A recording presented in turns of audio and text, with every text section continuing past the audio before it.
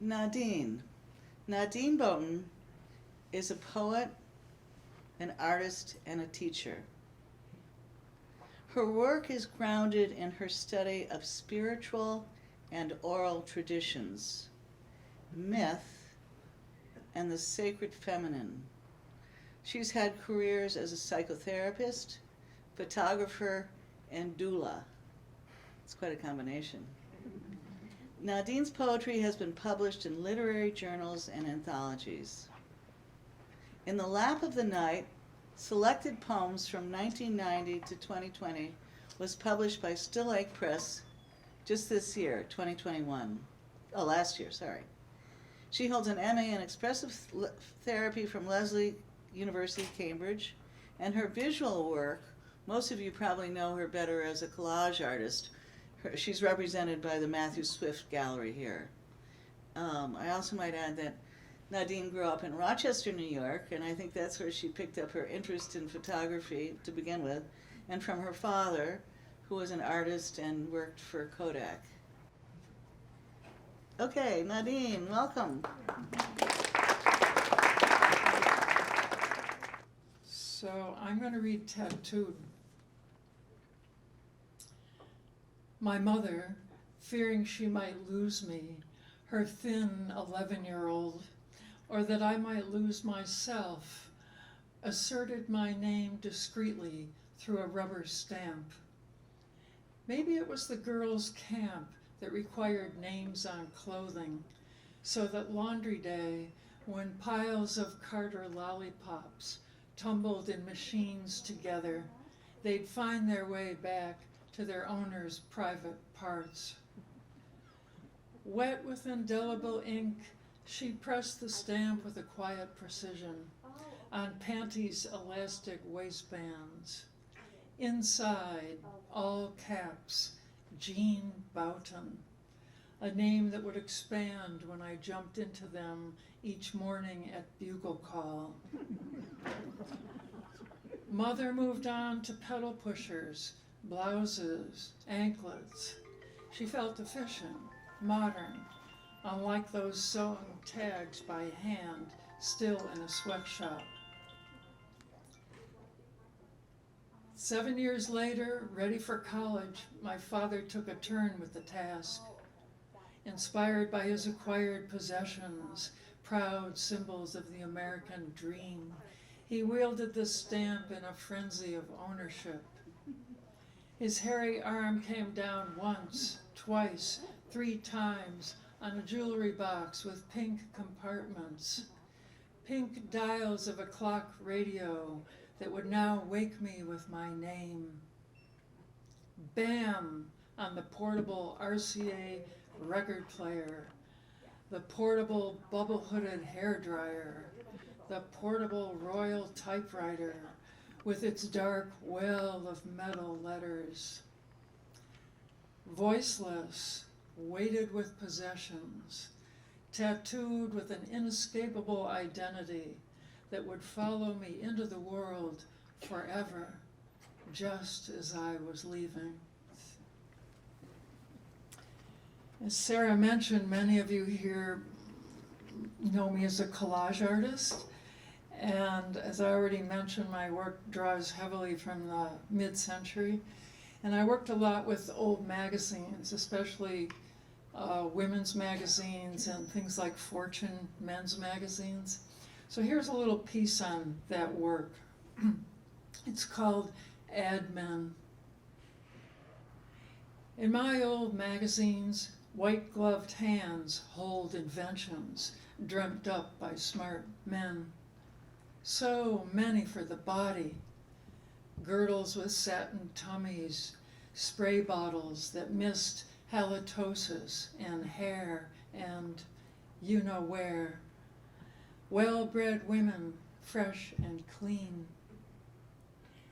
Men marvel at ball bearings. Think atoms. Think the smallest particle possible. Think blowing things up. They don aprons and chef's hats, basted ribs over hot coals, their hands safe in padded mitts. I don't know why, Fortune magazine, it must have been a new invention. If you look at it, its pages are filled with ball bearings. What does this mean? This is from a journey I took in 1979, alone, wandering in the desert, trying to find myself. It's called Navajo Blue. Navajo Blue, I called the color of my secondhand corduroy shirt with its worn-down velvety ribs. I blended with the blue of the southwest sky, blue as a badge of courage, alone in wide-open spaces. An atlas, a gallon jug of wine, next to me some weed, sleeping anywhere that said welcome, a circle of cottonwood trees, a view of O'Keeffe's cliffs. I went well with orange, seated against my tent of fire. The threads are long gone, taken by the hands of wind, my face a worn map, a quiet life in the woods. Sometimes I call up that shirt, button the frayed cuffs, say the word corduroy to remember myself, wrapped like a vessel, blue as wisdom gathered, blue as the boldness of old ones. So this wrapped like a vessel, somehow I got taken with this idea of wrapped. And again, it's the circling back, looking at how something has moved through your life. So this is wrapped. A magician's hands, my mother said, as I wrapped gifts at the dining room table, creased corners of gold of round any shape, turned spools of ribbon into bouquets. Pigs in a blanket, ice cream cake, hair rollers and cummerbunds, bloody napkins in toilet paper, I wrapped. A pro at swaddling newborns, my hands folded flannel wings just so. Tightly bound infants dozed like spring bulbs under snow. At the other end, I wrapped my friend in a great white whale of a sheet, cloaked her in a cardboard coffin, bound for a furnace of flames. For years, my body was a planet, circling curved willow branches, blanketing a womb hut, for rocks of fire, prayers of sweat. Oh, that someone's hands wrap me as well, tenderly, in pitch darkness, with sweetgrass, a baritone voice calling, oh, ancestors. A couple more pilgrimage poems. I've spent a lot of time in France, and like a lot of quests, you don't exactly know what you're looking for, but you're reading the signs along the way. And it led me to Mary Magdalene's cave in the outside of Marseille. Pilgrimage to Saint Baume. When evening comes, I climb through the old forest, filtered in green light, hemlocks, ivy, and a path worn by longing usher me to the rocky face that holds your cave. Inside, the walls run with tears. The air is thick with roses.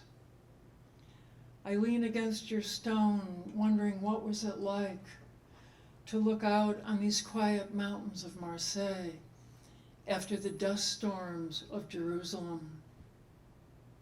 What was it like to be old in your body, remembering how you leaned against the rock of his empty tomb, waiting with nothing but faith, a red devotion pulsing beneath your skin, memory in your hands that oiled his feet. I lean on you, Marie Magdalene. Let your faith fill me like a chalice, blood-red wine in a golden cup. Tell me the secret of how he returns. So this circle, this cycle again of birth, death, and rebirth. Well, it's beautiful to be able to read these as we come into, I'll just call it spring. And a lot of those signs in France, I went to the Pyrenees many times in search of something called the Black Madonna. And she's sort of the archetype of wholeness, earthy and body, in the body, and the divine. So this strong vertical, not severed at the waist. So she became a real archetype for me. And this is for my dear friend Deborah Rose, who first discovered this travel in the Pyrenees. And it's called Promise Kept. Two black-haired sisters serve cassoulet. Ancestors' braids hang in glass frames. Room with a view where broom bush climbs like clusters of fire to Romanesque ruins. Where an ancient spring still runs and a bell-less tower still rings across the Pyrenees. I climb with your bones in my pocket, like so many broken teeth. Leave your ash inside the dark and crumbling nave, inside the Black Madonna's lap, where her secret lives, inside. Promise kept. This is a more recent poem, not in the book, but I'm moved to read it. It's called The Only Law. Of course, it was always a throne, her lap that is, until the king sat down with his scepter, unrolled his decree across his knees. But her broad thighs held night itself, held the child burrowed in her folds, where everything purred, and the only law was of the body, this throne of glittering night, this jeweled taproot. But her broad thighs held night itself, held the child burrowed in her folds, where everything purred, and the only law was of the body, this throne of glittering night, this jeweled taproot. So I have to read a poem about the pandemic, since we've all recently come through, or we're on our way through this period of masks and great silence. And I think one of the recurring themes is, how do we speak from this silence? Who are we now? And I wrote this in the very beginning of the pandemic. When all this is over, what will we say to ourselves? When we're stripped of masks, How will we speak from silence? When we squirm, remembering the fox host boast, hey, this is America, we can fix anything. When the grade B movie shows some slime from a test tube slouching toward our species, don't say we didn't see this coming. Don't speak. Let the birds weep first. This next one is called Sounds of the World, and there's so much human speak in the world, we don't really hear other species. There's a marvelous show up right now at Peabody, Essex, a sound installation where someone, Bernie Krause is his name, for decades has gone all over the world recording sound and then gone back, and the difference where it's either disappeared altogether or it's full of agitation. It's a great exhibit. You go into a dark room and sit down and watch the soundtrack, and it's really marvelous. So I'm going to read Songs of the World and this loss. The alphabet flattened everything, left us letters with no leaves rustling, no birds announcing dawn. Tiny fingers drew sticks and circles between straight lines. Contorted mouths felt for something called phonetics, a kind of braille for the tongue, bitter and sharp. Sounds of the world fade when all things speak like we do. Dogs discuss food in their bowls. Sponge mops wax poetic over their sheen. Stop talking. Already the loons are silent. No eggs laid this year. The pines stand mute, holding history.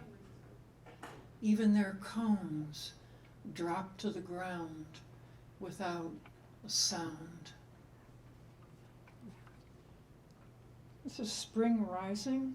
And I think of that Mary Oliver line where she says, and there's a new voice which you slowly recognized as your own. Like, isn't this the period we're in, right? Taking these masks off, and what is this now, right? How will we speak? This is called Spring Rising. Rising comes in degrees, like bread in the oven, or a woman's belly, always the heat, the electric splitting of cells. Mid-February, the thrumming beneath the feet begins. Bulbs rattle in their tunnels. The fetus shifts. Voices begin to vibrate in the basement of desire. Rising quickens.